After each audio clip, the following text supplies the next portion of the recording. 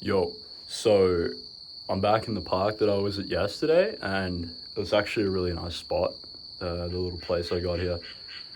So I think I'll film all my future videos here because it just works really nice. Um, it's not really far from where I'm staying, and yeah, I might just need to find somewhere else to film when I move locations.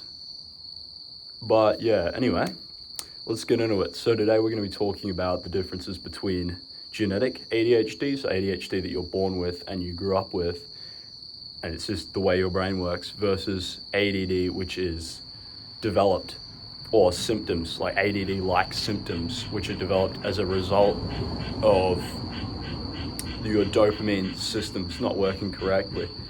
So before we jump into my personal story, we just want to talk about what actually causes ADD and what's actually the biological cause, because actually you can simplify it. Of course, I'm going to be simplifying. I'm not a neuroscientist. I just know the very rough basics. But pretty much what happens is you got your frontal lobe, which makes all your executive decisions. It's like the little man upstairs of your brain, which it makes all the calls. So it's the part of your brain that says, oh, let's stop playing video games now, let's do the homework, right? It's like the discipline part of your brain. And like the rest of your brain, it can be trained, and we'll get into that in future videos. But dopamine is, of course, everyone knows dopamine these days. It's like the happy chemical, right? But it's also, one of its primary functions is a neuromodulator for the frontal lobe. So it helps the frontal lobe do its job. If there's dopamine, the frontal lobe's working better. And ADD and a lot of other focus disorders, or I shouldn't really even really call them disorders, they're just ways the brain works differently, right? Are caused by a shortage of dopamine in the frontal lobe. So that's how the medicines like Adderall and Vyvanse and Ritalin work. They work by increasing dopamine. They're amphetamine based, so they increase dopamine like meth, right? So they increase dopamine in the frontal lobe, which allows it to do its job better and a normal level of focus to return. That's one of the ways in which they work. But anyway, with that knowledge, let's get into my personal story. So my parents were pretty against like technology and shit. I'm of that older generation where the parents maybe weren't as eager to, I don't know, just give their kids iPads when they were like 3 and shit. I didn't get any kind of technology until I was like 9 or 10. Any like serious access to technology, even then it was like quite strict. So I know for a fact that it wasn't, my case of ADD wasn't caused by like overstimulation at a young age, which is what is happening more and more these days. Is ADD-like symptoms are developing, and that's why we're seeing numbers of cases increase, is because the symptoms are there, and the symptoms are caused by dopamine imbalances due to hyperstimulation from things like, I don't know, short-form content or just checking your phone all the time. And so I'm certain my case isn't a case of overstimulation at a young age, because sometimes that can cause it. But when I grew up and I started getting to school and high school, I did see people who claimed to have ADD as an excuse to be lazy and avoid doing work. Now, people like this do exist, of course, and you just got to make sure that you don't end up becoming one of them. So, but returning back to the point, right? I knew someone who just who claimed to have ADD, but clearly didn't, and clearly it was just caused by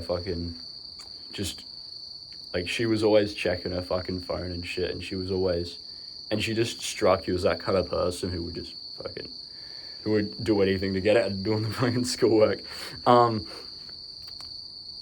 But yeah, no, that's my personal story with the experience, right?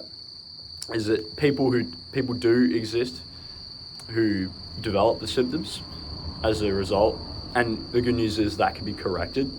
But there is also genetic ADD, which is present, and is just the way your brain works.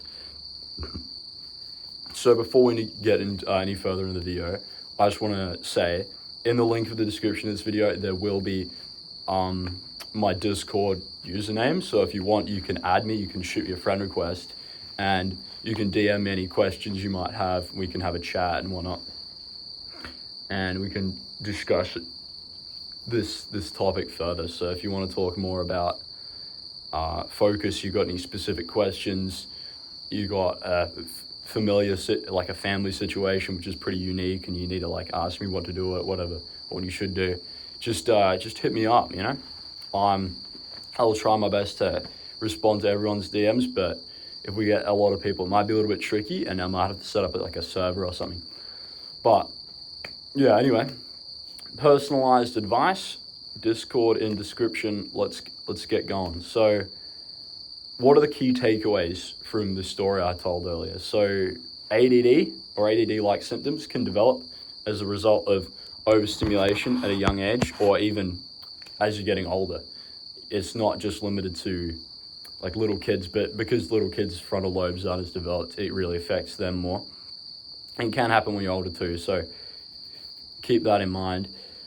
And the thing going forward is, you might feel like you have ADD, but what it really is just too much stimulation in your life.